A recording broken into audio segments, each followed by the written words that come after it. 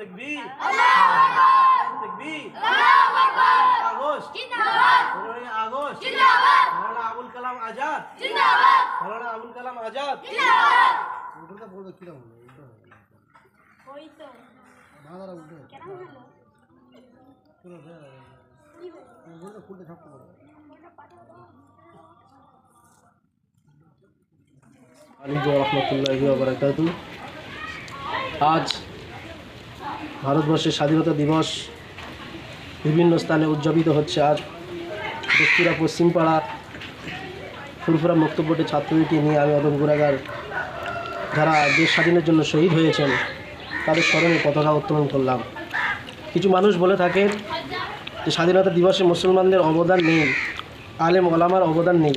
কিছু মানুষ নেতাজি সুভাষচন্দ্র বসুর ছবিটাকে দিয়ে তারা পতাকা উত্তোলন করে। আমি তাদেরকে হিংসা করব না, মানা করব না। তবে হ্যাঁ, নেতাজি সুভাষচন্দ্র বসুর পাশাপাশি আল্লামা ফজলে খায়রাবাদী এবং শাহ ফিরোজ শাহ, এমন করে 70,000 ওলামাই কেরাম আছে, তাদেরও ছবি দেওয়া দরকার।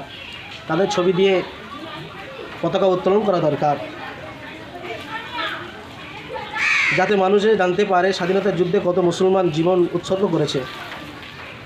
স্বাধীনতা আন্দোলনে যারা ভূমিকা রেখেছেন, মুসলমানদের মধ্যে ব্রিটিশের বিরুদ্ধে সর্বপ্রথম কণ্ঠস্বর নবাব সিরাজউদ্দৌলা, শের মহসিন টিপু সুলতান শহীদ, হযরত শাহ ওলিউল্লাহ মুহাদ্দিস দেহলভী, হযরত শাহ আব্দুল আজিজ মুহাদ্দিস দেহলভী, হযরত আহমদ শহীদ রহমতুল্লাহ আলাইহি, হযরত আতাউল্লাহ আলী সাদিকপুরি রহমতুল্লাহ আলাইহি, আবু জাফর সিরাজউদ্দিন মোহাম্মদ বাহাদুর শাহ জাফর রহমতুল্লাহ আলাইহি, এমন করে অসংখ্য ওলামাই কেরাম এই দেশ স্বাধীনে তাদের রক্ত ঝরিয়েছে, রক্তকে পানি করে দিয়েছে। কিন্তু দুঃখের বিষয়, স্কুলের ইতিহাস থেকে সেই মুসলমানদের নামগুলোকে তুলে দেওয়া হচ্ছে।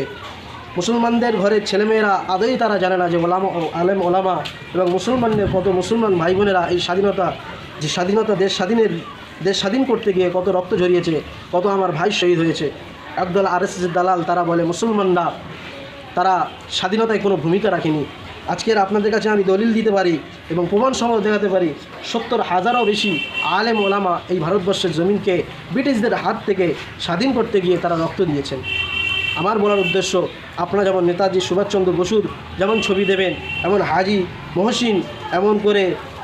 মহসিন, আল্লামা জাফর সিরাজউদ্দিন মোহাম্মদ বাহাদুর শাহ জাফর, এমন করে অনেক আলেম ওলামা আছে যারা মেন ভূমিকা পালন করেছে।